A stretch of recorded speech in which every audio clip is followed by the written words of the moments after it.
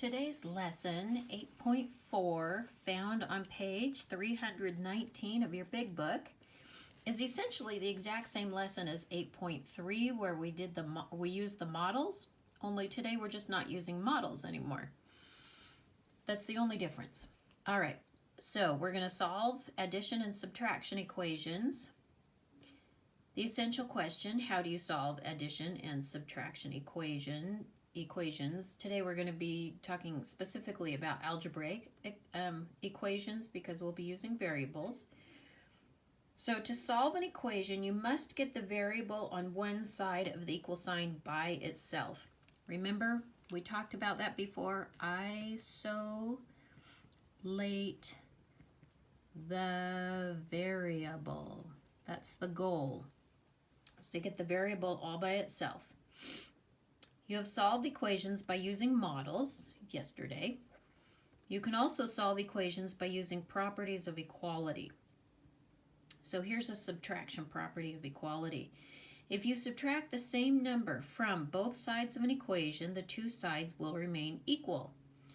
Think back to the scale that we used with the little building blocks in it, and how if I took 4 pieces away from one side, I had to take 4 pieces away from the other side in order to keep it in balance. It's the same thing here. So we know 3 and 4 together make 7. So we have 7 on one side and 7 on the other.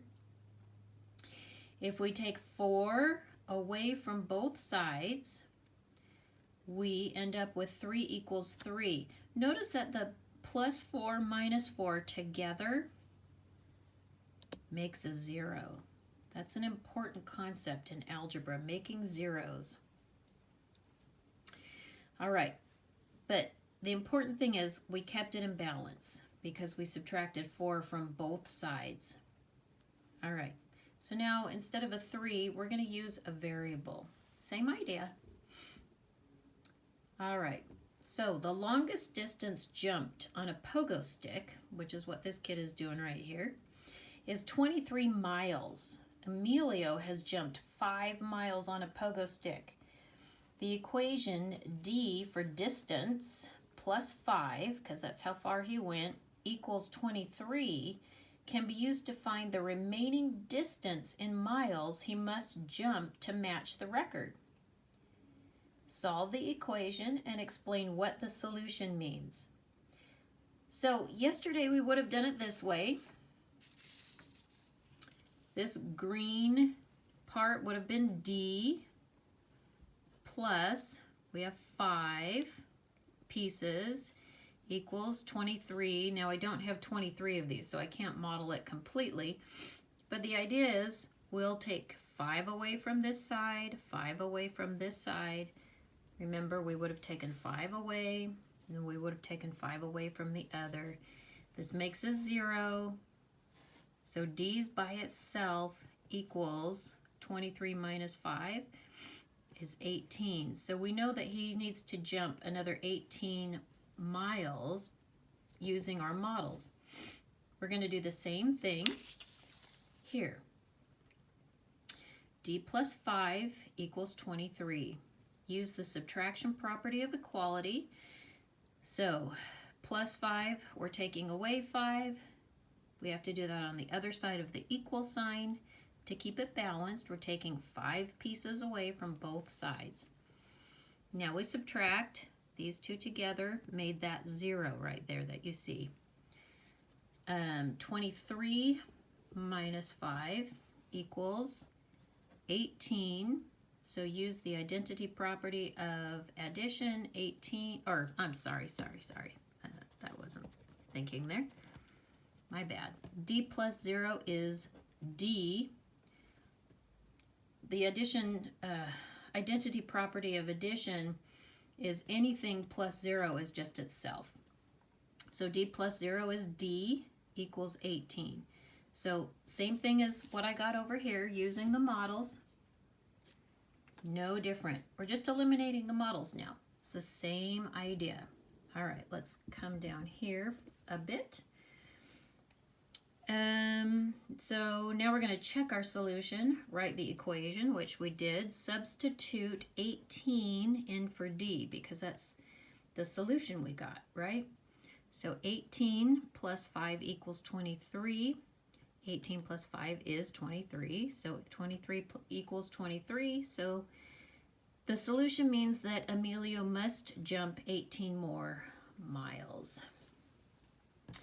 All right. So all we're doing is keeping our equations in balance. That's all we do in algebra. Keep your equations in balance. Here we go. When you solve an equation that involves subtraction, you must use addition to get the variable by itself on one side of the equal sign. So far, all we've had were problems where we added. Now we're going to start throwing in the subtraction symbol to combine terms. So basically all we're doing is using the inverse operation. So let's write that down. Inverse operation, which means the opposite. That's the same as the opposite. So what are some inverse operations? Well, we have addition and subtraction. Those are inverse operations. So what's the inverse of multiplication? Division. So these are our inverse operations. So all you need to do is look at the operation that's happening. We have subtraction right now. So we're going to use the inverse operation, the opposite operation, which is addition, in order to make our 0. So 7 minus 4 equals 3. 7 minus 4 plus 4 equals 3 plus 4. These two together made a 0. 7 plus 0 equals 7. 3 plus 4 equals 7. 7 equals 7. We kept the balance. We kept the equation in balance. Inverse operations. That's a good term to understand, a good vocabulary word. All right, here's an example. While cooking dinner, Carla pours 5/8 cup of milk from a carton. This leaves 7/8 cup of milk in the carton. Write and solve an equation to find out how much milk was in the carton when she started to cook. All right, write the equation. Let A represent the amount of milk in cups in the carton when Carla got started. We don't know what it is, so we're just going to put A there because we need to figure out how much there was to begin with. Minus, how much did she pour out? This much. So 5/8 of a cup. So she started with, we don't know how much in her milk carton. She poured out this much into her recipe. So this minus this equals, we do know how much is still left in the carton. There's 7/8 of a cup of milk left in the carton. Now we can solve it. Now that we have an equation, we can solve it, find out how much milk was in that carton before she started cooking. All right, let's take a look. All right, so 5/8 is subtracted from A. So we're going to add 5/8 to both sides to undo the subtraction. We're going to use the inverse operation. So we write the equation that we came up with up here. It's just written smaller here. Use the addition property of equality. So we're going to add 5/8 to both sides to make this 0 right here. So now this is 0, right? So A plus 0 equals whatever this is over here. Well, we have common denominators, so we can go ahead and add. And 7 plus 5 is 12. And then denominators you don't add, you just bring those across. So she started with 12/8 of a cup in her carton. Okay, but we now have a fraction greater than 1, and we want to write it as a mixed number and then simplify. So remember, fractions are all, they're division problems. So we're going to divide 8 into 12. We end up with 1. 8 goes into 12 one time with 4 left over. So 4 becomes our numerator. 8 becomes the denominator from over here. 4 and 8. Remember, this is a chapter 2 skill. This is not in simplest form. We can simplify this fraction part by a factor of 4. The greatest common factor of 4 and 8 is 4. So 4 divided by 4 is 1. 8 divided by 4 is 2. So it's 1 and a half. This 1 didn't disappear. It's still there. 1 and a half. So she had 1.5 cups in the carton when she started, before she started cooking. She poured out 5/8 of a cup. So now there's 7/8 left behind, but she started with 1.5 cups. So let's get on the screen here. There were 1.5 cups of milk in the carton when Carla started cooking. Okay, so the way that they have you perform the inverse operations is to do them side by side.